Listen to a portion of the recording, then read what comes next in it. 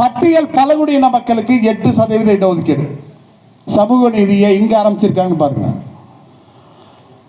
என்ன சூத்திரன் சொல்லிட்டா எனக்கு அரசு பணியில வாய்ப்பு மறுக்கப்படுது, அதனால பார்ப்பன அல்லாத இயக்கத்தை நாங்க தொடங்கிய பிற்படுத்தப்பட்ட சமூகத்தில் இருந்து முன்னோடிகளாக இருந்தவர்கள் தொடங்கிய நீதி கட்சியில பிராமணர்களுக்கு 16% இடஒதுக்கீடு கொடுத்தாங்க. 3% இருக்கக்கூடிய பிராமணர்களுக்கு 16% இடஒதுக்கீடு கொடுக்கிறாங்க. 24% இருக்கக்கூடிய பட்டியல் சமூகத்திற்கு 8% இடஒதுக்கீடு கொடுத்திருக்கிறாங்க. எப்போ ஆரம்பிச்சிருக்கீங்க ஏற்றத்தாழ்வு? பார்ப்பனன் முற்றிலுமாக பட்டியல் சமூகத்தை எதிரின்னா, வேதத்தை இவங்க ஏற்காதவன்னா, இவன் ஊருக்குள்ள வரக்கூடாதுன்னா, அவனை தொட்டா தீட்டுன்னா.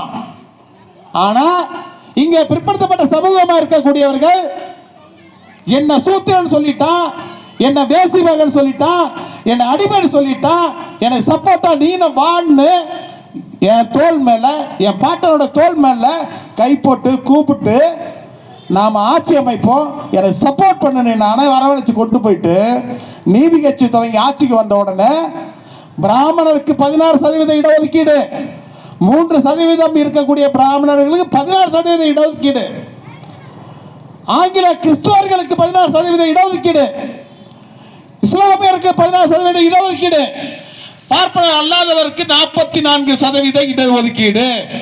ஆனால் பட்டியல் சமூகத்திற்கு 24% பட்டியல் மற்றும் பழங்குடியின சமூகத்தை சேர்ந்து இப்ப 22% இருக்கிறாங்க. அப்ப 24% இருக்கக்கூடிய மக்களுக்கு 8% தான் ரிசர்வேஷன் அமல் பண்ணி இருக்கிறாங்க.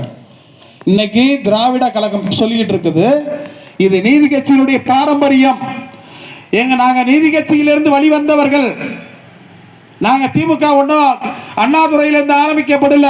அண்ணாதுரைக்கு முன்னாடியிலிருந்து சனாதனத்தை எதிர்த்து, பார்ப்பனர்களை எதிர்த்து நாங்கள் ஆட்சி செய்து வருகிறோம் அப்படின்னு சொல்றாங்க.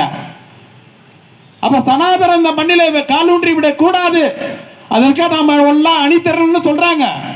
ஆனா 1921 நீங்க கொண்டு வந்த இடஒதுக்கீடு பட்டியல் சமூகத்துக்கு எதிராக இருந்திருக்கு. இதை ஏன் பேசல நீங்க? இன்னைக்கு திமுக பேச தயாரா இருக்குதா? பார்ப்பனர் அல்லாத இயக்கத்தை உருவாக்கிய நீதி கட்சி அன்றைய பட்டியல் சமூகத்திற்கு வஞ்சகம் செய்திருக்கிறது. அதை ஏன் பேசல? அண்ணா திராவிட முன்னேற்ற கழகம் ஏன் பேசல? அண்ணாவுடைய ஃபாலோவர்ஸ் தான் எம்ஜிஆர், அண்ணாவுடைய ஃபாலோவர்ஸ் தான் கலைஞர். அப்போ அண்ணா யாரை ஃபாலோ பண்ணார்னா பெரியார.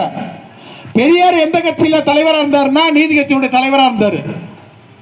இதுதான் உண்மை. அப்போ 1938 பெரியார் நீதி கட்சிக்கு தலைமை இருக்கிறார். 1944 நீதி கட்சிய திராவிட கழகம்னு அறிவிக்கிறார். அதை தான் அவங்க சொல்றாங்க வரலாறுல, நீதி கட்சியில இருந்தா நாங்க வந்தோம்ட்டு. அப்ப திராவிட கழகத்திலிருந்து தான் திராவிட முன்னேற்ற கழகம் வருது. திராவிட முன்னேற்ற கழகத்திலிருந்து தான் அனைத்து இந்திய அண்ணா திராவிட முன்னேற்ற கழகம் வருது. இதுதான் அவங்க சொல்லக்கூடிய திராவிட மாடல். சொல்றது புரியுதுங்களா?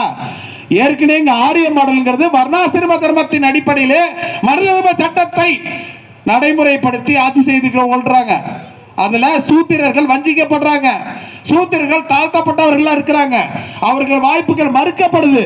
அதற்காக எதிராக திரண்டதுதான், உருவாக்கப்பட்டதுதான் திராவிட மாடல். இப்ப புரியுதுங்களா திராவிட மாடல் என்னன்னு?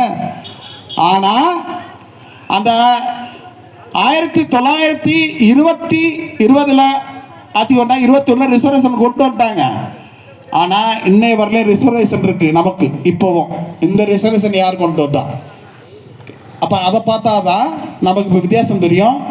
ஜேபி மாடல்னா என்னன்ட்டு புரியுதுங்களா? பிரிட்டிஷ்காரங்க ஆட்சி செஞ்சுட்டு இருக்கும் போது முதல் உலக போர் நடந்து முடியுது, அடுத்து 2ஆம் உலக போர் நடக்குது. அதன் பிறகு பொருளாதார வீழ்ச்சி, உலக நாடுகள் எங்கும் பொருளாதார வீழ்ச்சி. அப்ப ஏகாதிபத்திய நாடுகளை ஆட்சி செய்யறதுல சிரமம் ஏற்படுது பிரிட்டிஷ் அரசுக்கு. அப்ப என்ன பண்றாங்க, இந்த நாட்டை விட்டுட்டு போறாங்க. அவங்க அப்பவே முடிவு பண்றாங்க, முதல் உலக போர்லயே முடிவு பண்றாங்க. அதனாலதான் 1919 நமக்கு வாக்குரிமை கொடுத்துட்றான். உங்களுக்கான ஆட்சி அமைக்கிற வகையில் நீங்கள் உங்களுக்கான சட்டத்தை எழுதிக்கணுன்னாங்க 13 சரத்துக்கள் கொண்ட சட்டம் எழுதப்படுது முதல்ல.